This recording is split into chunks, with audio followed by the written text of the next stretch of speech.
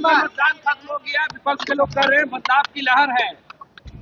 भाई जो ये दावे कर रहे हैं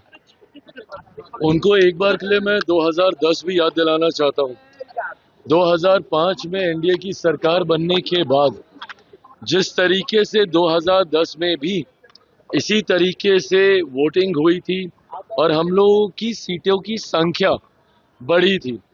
तो ऐसे में आज मैं ये मानता हूं जिस तरीके से प्रोकम्बेंसी है, जिस तरीके से डबल इंजन की सरकार के ऊपर जनता का विश्वास बढ़ा है, पिछले एक साल से मेरे प्रधानमंत्री जी ने जो निरंतरता में बिहार आकर बिहार और बिहारियों के लिए योजनाओं को समर्पित करने का काम किया,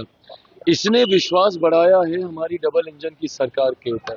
और मैं ये मानता हूं कि ये जो मत प्रतिशत बढ़ा है ये उसी विश्वास की वजह से बढ़ा है। और बहरहाल अब ज़्यादा दिन बचे नहीं है, 14 तारीख को तो परिणाम आ ही जाएंगे। बट जो फीडबैक हम लोग के पास आ रहा है, जितने सर्वेस, जितने रुझान हम लोग के पास आए हैं, इस बात में हम लोग को कतई कोई संदेह नहीं है कि आउट ऑफ 121 सीट्स हम लोग 100 सीटें, 100 के आसपास की सीटें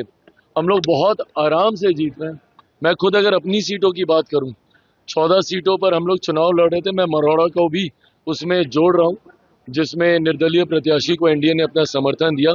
अगर मैं उनकी भी मैं बात करूं तो 14 की 14 सीटों पर कल रात भर तक हम लोग फीडबैक ले रहे थे, 14 की 14 सीटें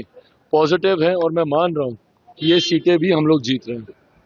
आज तेजस्वी यादव ने विजय सिन्हा का वीडियो ट्वीट करके कहा है और उन्होंने कहा है कि 14 नवंबर को ईवीएम की प्रिंटिंग निकलने वाला है। ये सारी बातें कहने का मैं समझ सकता हूँ, चुनाव का समय है, उनको भी अपने कार्यकर्ताओं के मनोबल को बढ़ाए रखना है, इसीलिए वो ये सारी बातें कह रहे हैं। बट हर वो व्यक्ति जो बिहार की राजनीति को समझ रहा है और जो देख रहा है कि जिस तरीके से केंद्र सरकार हो, राज्य सरकार हो और पूरा एनडीए गठबंधन एकजुटता के साथ